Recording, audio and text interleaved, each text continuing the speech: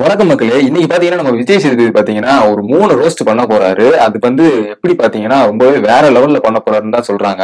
ஏன்னா தொடர்ந்து 3 வாரங்களா பாத்தீங்கன்னா நம்ம விஜய் சேதுபதி நல்லா சூப்பரா ஹோஸ்ட் பண்ணிட்டு இருக்கான்னு சொல்லலாம். ஏன்னா அந்த அளவுக்கு பாத்தீங்கன்னா ஒவ்வொரு தப்பையும் எடுத்து காட்டி நம்ம நினைக்கிறது என்னவோ அதை கேட்டு டப்புன்னு உடைச்சு விட்டு எல்லாத்தையும் கரெக்ட் பண்ணிடுறாரு.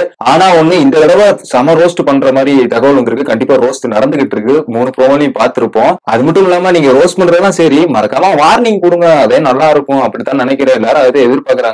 நீங்க வார்னிங் கொடுத்தீங்கன்னா இன்னும் கொஞ்சம் இதா இருப்பாங்க. ஏன்னா இன்னும் ஒரு வாரம் தான். அதுக்கப்புறம் அடுத்த வாரம்லாம் ஃபேமிலி ரவுண்ட் வந்துடும். அப்புறம் எல்லாம் ஜாலியா போயிருவாங்க. அதுக்கப்புறம் அப்படி நாட்கள் ஓடிடும். இன்னும் கொஞ்சம் நாட்கள் தான் இருக்கு. அவ்வளவு 80 நாள் ஆகி போச்சு. இன்னைக்கு பாத்தீங்கன்னா நம்ம அஞ்சிதாவை வச்சு கிளின்னு கிழிச்சுக்கிட்டு இருக்காரு நம்ம விஜய் சேதுபதி. எதனால ஏன் அப்படின்னு பாத்தீங்கன்னா என்னன்னு பாத்தீங்கன்னா நம்ம ராணுவுக்கு இன்ஜுரி ஆனப்போ அப்ப இருந்துட்டு நம்ம அஞ்சிதா நடிப்புன்னு சொன்னது. அதுக்கப்புறம் நம்ம ஜாக்லின் மஞ்சரி இருந்துகிட்டு அவங்க அந்த கேம்ல விளையாடுறப்போ காலு கையும் மாட்டினப்போ அது ஒண்ணு பண்ணிட்டு நடிகை அவார்டு உங்களுக்கு எல்லாம் நடிகை அவார்டே கொடுக்கலாம், நீங்க பெரிய ஆக்ட்ரஸ் ஆக போறீங்க, அம்மா ஐயோன்ட்டு ஓவரா பேசியிருப்பாங்க. இதுவே மத்தவங்களுக்கு நடந்தா மட்டும் ஐயோ பாவமே அப்படின்னு சொல்லுவாங்க. இதுவே இந்த மஞ்சரி, இந்த ராணுவ, இந்த ஜாக்லின் இந்த மாதிரி இவங்க எல்லாம் பண்ணா இவன் நடிக்கிறா அப்படின்ற மாதிரி நம்ம அஞ்சிதா ரொம்ப பக்கா டிராமாங்க. இந்த வீட்லயே உண்மையானே சொல்ல போனா ஃபேக்னா நம்பர் 1 ஃபேக் நம்ம அஞ்சிதா தான். முன்னாடிலாம் சொல்லியிருப்பேன் அஞ்சிதா எல்லாம் இப்படி இருக்காங்க அப்படி இருக்காங்க. உண்மையான முகம் இப்பதானே தெரியுது. பச்சை ஃபேக், ரொம்பவே கேவலமா விளையாடுறாங்க. அதுலயே கூட ஜால்ராக்கு இப்ப பாத்தீங்கன்னா நம்ம விஜய் விஷால் இருக்காரு. இன்னைக்கு உண்மையாவே அஞ்சிதாவை வச்சு கிளின்னு கிழிச்சுக்கிட்டு இருக்காங்க. விஜய் சேதுபதி அந்த அளவுக்கு வச்சு தட்டி எரிஞ்சுக்கிட்டு இருக்காரு. ஏன்னா அந்த அளவுக்கு போய்கிட்டு இருக்கு. அது மட்டும் இல்லாம நம்ம ராணவோட இன்ஜுரி அதை வச்சு ஃபர்ஸ்ட் பேசுறாரு. அந்த செகண்ட் ப்ரோமோல பாத்திருப்பீங்க. இந்த ராணுவ இன்ஜுரி பத்தி பேசுற, யார் நடிக்கிறேன்னு சொன்னீங்க, இந்த நடிக்கிறேன்னு சொன்னது பேசுறது பாயிண்ட், அது ஒரு கண்டென்ட் நான் ஏத்துக்கிறேன். பட் ராணுவ இன்ஜுரிங்கிறது ஏத்துக்க முடியாத ஒரு விஷயம். அவன் எப்படி லிகமெண்ட்னு சொல்லிட்டு எப்படி அவனால ஒரு நைட்ல படுக்க முடியுது? டெய்லி மார்னிங் ஆனா அவனோட போட்டோவே வருது. அவனத்தே போக்கஸ் பண்றாங்க இப்படி படுத்திருக்கிறது. அது எப்படின்னு எனக்கே தெரியல. எனக்கு தெரிஞ்ச எல்லா பசங்களையும் கேட்டு லிகமெண்ட் ஆனா ஒரு நாள் இப்படி படுக்க முடியும்னு எனக்கு இன்ன வரைக்கும் தெரியல. பட் அவனோட டிராமா எல்லாம் பக்காவா இருக்கு.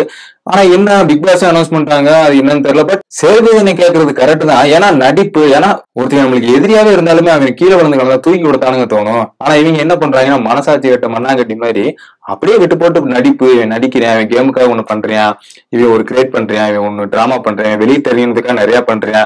அது உண்மைதான்.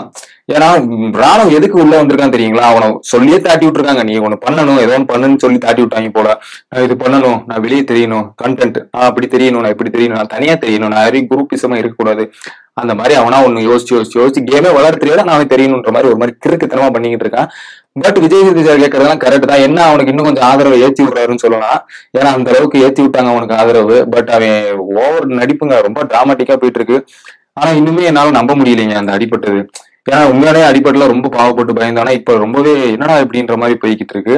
அப்புறம் நம்ம அன்சிதா சௌந்தர்யா வச்சு விஜய் சேதுபதி நல்லா ரோஸ்ட் பண்ணிட்டு இருக்காரு. ஏன்னா ஒருத்தவங்க ஒண்ணு கஷ்டப்படுறாங்கன்னா அதுக்கு போய் கேட்கணும், அது நடிப்பு. அதுக்கு உதாரணம் கேட்டா, இல்ல அவன் எது பண்ணாலும் நடிப்புன்னு தோணுது சார், அதனாலதான் சார். அது எப்படி? அது என்னமோ சொன்னீங்களே நீங்க, என்னது அவனுக்கு மட்டும் உண்மையாவே அடிபடாம இருக்கட்டும் அப்ப அவன்லாம் அப்படின்னு ஒண்ணு சொன்னீங்களே, என்னது? என்ன பண்ணுவீங்க அப்படின்ற மாதிரி கேட்டு பட்டுன்னு வச்சிருப்பாரு. அதுக்கப்புறம் தேர்ட் ப்ரோமோல நம்ம அஞ்சிதாவை என்ன சொல்லியிருப்பாங்கன்னா, இந்த ஃபைட் நடந்துட்டு இருக்கும். அது எப்படின்னா பெரிய சண்டை, அந்த காலில் சிக்கி அந்த ஒரு பெரிய ஃபைட் நடந்துட்டு இருக்கு அந்த செங்கல் இது பண்ணி பிங்க் டீமுக்கு எல்லோ டீமுக்கு. அப்ப ஜாக்லின் அப்ப அஞ்சிட்டு அந்த கத்துறாங்க. அப்ப ஜாக்லின் கத்துறப்ப மட்டும் நம்ம விஷால் ஜாக்லின் அமைதியார் அந்த மாதிரி கத்துவாரு. இதுவே அன்சிக்கு அப்புறம் அஞ்சு அமைதியார், ஏன் கத்துறேன்ற மாதிரி அன்சிதா கூட இது பண்ணிட்டு இருப்பாரு. அதுக்கு ஒரு அழகிய போட்டு ஐயோ நான் பண்ணல, நான் சாரி கேட்டுக்கிறேன் அப்படின்ற மாதிரி அதுக்கு ஒண்ணு போடுவாங்க. ஐயப்பா பச்சை நடிப்பு நம்மள்ட்ட எல்லாம் தாங்க முடியாது. ரொம்பவே முக்கியமா இந்த டாபிக் இன்னைக்கு பேசுவாங்கன்னு நினைக்கிறேன். ஏன்னா முத்துக்குமரன் கிட்டத்தட்ட ஒரு 2000-3000 சாரி கேட்டிருப்பான்னு நினைக்கிறேன். எப்பா இன்னைக்கெல்லாம் அதோட சாப்பிட கொண்டு வந்து பிக் பாஸ் எனக்கு பசிக்குது, நான் என்னால சாப்பிட முடியல, நீ மன்னிச்சுட்டேன்னு மட்டும் சொல்லுங்க. அந்த மனுஷன் எப்பா உண்மையானே சொல்றேன், இந்த பிக் பாஸ் வீட்லயே இது நாள் வரைக்கும் எத்தனையோ பேர் அழுதுருக்காங்க. ஆனா முத்துக்குமரன் அழுது உடஞ்சு கத்தனது உண்மையானே எல்லாத்துக்குமே ரொம்ப கஷ்டமாயிருச்சுங்க. அந்த அளவுக்கு ரொம்பவே ஒரு மாதிரி வருத்தம் ஆயிருச்சு. ஏன்னா அந்த அளவுக்கு ஒரு மாதிரி ஆயிடுச்சு. அவன் அழுகுது, அவன் கெஞ்சுறது, இந்த மாதிரி யாரும் பண்ணிருக்க மாட்டாங்க. ஆட்டிடியூட் மாதிரி பண்ணிட்டு போயிருப்பாங்க. ஆனா முத்துக்குமரன் அப்படி இல்லைங்க. அப்போ மனசார சாரி கேட்டு மனசார மன்னிப்பு கேட்டு ரொம்பவே இது பண்ணிட்டு இருக்கேன். அதுக்கு எப்படின்னா இன்னைக்கு ஒரு தீர்வு கிடைச்சிரும். விஜய் சேதுபதி சார் ஏதோ ஒன்று எப்படி இருந்தாலும் ஏதோ ஒன்று கொடுத்துறேன். ஏன்னா கேப்டன்சி டாஸ்க்கும் போச்சு, அப்புறம் நாமினேஷன் திரி பாஸும் போச்சு, அடுத்த வர கேப்டனும் இருக்காரு. ஃபேமிலி வந்து பெருசா கேப்டன் இருக்காரு. பட் விஜய் சேதுபதி இதுக்கு ஒரு பதில கொடுத்துருவாரு. எனக்கு தெரிஞ்சு முத்துவை போட்டு இன்னைக்கு பிறந்து எடுத்துருவாருன்னு தான் தெரியுது. எனக்கு தெரிஞ்சு முத்துவை கண்டிப்பா ரோஸ்ட் பண்ணி விட்டுருவாரு நம்ம விஜய் சேதுபதி, அப்படித்தான் தெரியுது. ஆனா அஞ்சிதாவை சூப்பர் தலைவா, அஞ்சிதாவை நீங்க ரோஸ்ட் பண்ணி உண்மையாவே மக்கள் மனசெல்லாம் கொஞ்சம் அப்படி கூல் ஆக்கிட்டீங்க. அந்த அளவுக்கு நல்லா இருக்கு. அப்புறம் இந்த வீக் பாத்தீங்கன்னா யார் வெளியே போவா அப்படின்னு நம்ம எல்லாத்துக்குமே தெரிஞ்சிருச்சு. ரஞ்சித் தான் வெளியே போறாரு. அது உறுதியாவே ஆயிடுச்சு. அவரு போயிருவாரு. பட் என்ன ஃபேமிலி ரவுண்ட் வர வரைக்கும் அவர் இருந்த ஒரு பையன் உள்ள ஒரு விட்டு எல்லாம் நினைச்சுக்கிட்டு இருந்தாங்கன்னு ஒரு வாரம் இருந்திருக்கலாம். அதே ஜாக்லின் இந்த கேம் எல்லோ டீம்ல சேர்ந்து அவருக்கு நாமினேஷன் 3 தான் கிடைக்கல. இனிதே நாமினேஷன் 3 இல்லையே. என்ன நடக்குன்னு பார்ப்போம். நாளைக்கு யார் வெளியே போறான்னு பார்ப்போம். ரஞ்சித் தான் கன்ஃபார்மா இருக்கு. நாளைக்கு என்ன நடக்கும் தொடர்ந்து பார்ப்போம். ரோஸ்ட் வேற நடந்து முடிஞ்சிருக்கு. என்ன நடக்கும் தொடர்ந்து பார்ப்போம். இந்த வீடியோ பிடிச்சிருந்தா லைக் பண்ணிக்கோங்க. நம்ம சேனலை சப்ஸ்கிரைப் பண்ணிங்க. உங்களை நான் அடுத்த வீடியோல சந்திக்கிறேன். Tata bye by.